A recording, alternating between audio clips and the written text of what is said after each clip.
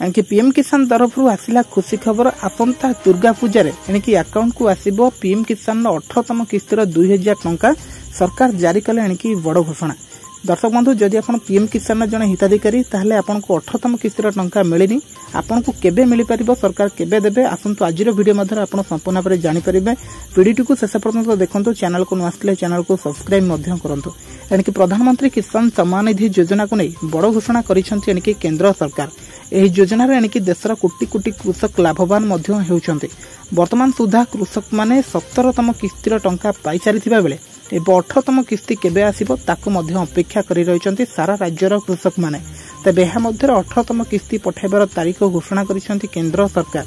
दुर्गा पूजा अवसर रे केंद्र सरकार कृषक मानक बड़ उपहार देबे बोली मध्य जानिबाको मिलिछि। आसंता दुर्गा पूजा अवसर रे कृषक मानक पीएम किसान योजनार 18तम किस्तीर टंका पठाइबे बोली केंद्र सरकारक तरफरु मध्य घोषणा होई सारिछि। अक्टोबर 5 तारिख रे योजनार समस्त हिताधिकारी अकाउंट को एही टंका पठाइबे सरकार। अक्टोबर मासरे शारदीय दुर्गा पूजा पालन करिबो सारा भारत। एही पूजा अवसर रे केंद्र सरकार कृषक मानक दशहरा भेटी आकार रे किसान योजनार 18तम किस्ती पठाइबे बोली मध्य कुहा जाउछि। देश रे एपर्यंत अनेक कृषक अछंती जे माने आर्थिक दृष्टि अधिक शक्तिशाली नहंती।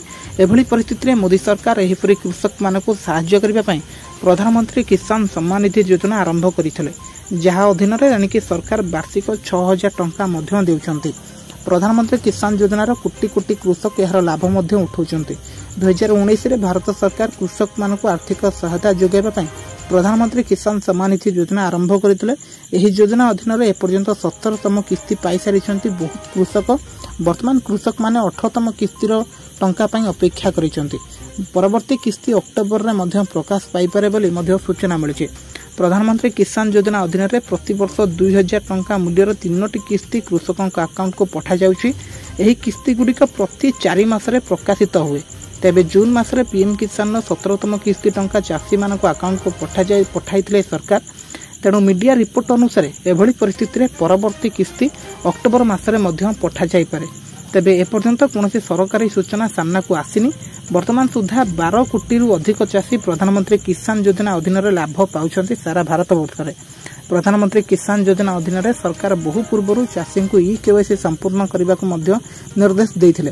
तथापि अनेक कृषक एही प्रक्रिया रे शेष करिनाहांती। किसान योजना अधीन रे सही कृषक माने जे माने ए पर्यंत केवाईसी एवं जमी जांच कार्य शेष करिनाहांती सेमाने परवर्ती किस्ती टंका पाई परिबे नाही बोली मध्य सरकार मध्य सीधा सीधा सूचना दैछंती। दर्शक बंधु जदि आपण ए पर्यंत आपनकर जमी जांच आ केवाईसी करिनाहांती ताले आपण जल्दी करि नियंतु, नहले आगामी 18तम किस्ती हुए तो आपनको मिलि न पारे। आपनका निकटस्थ जनसेवा केंद्र को जाइकी एहाकू संपूर्ण करि नियंतु। Thank you.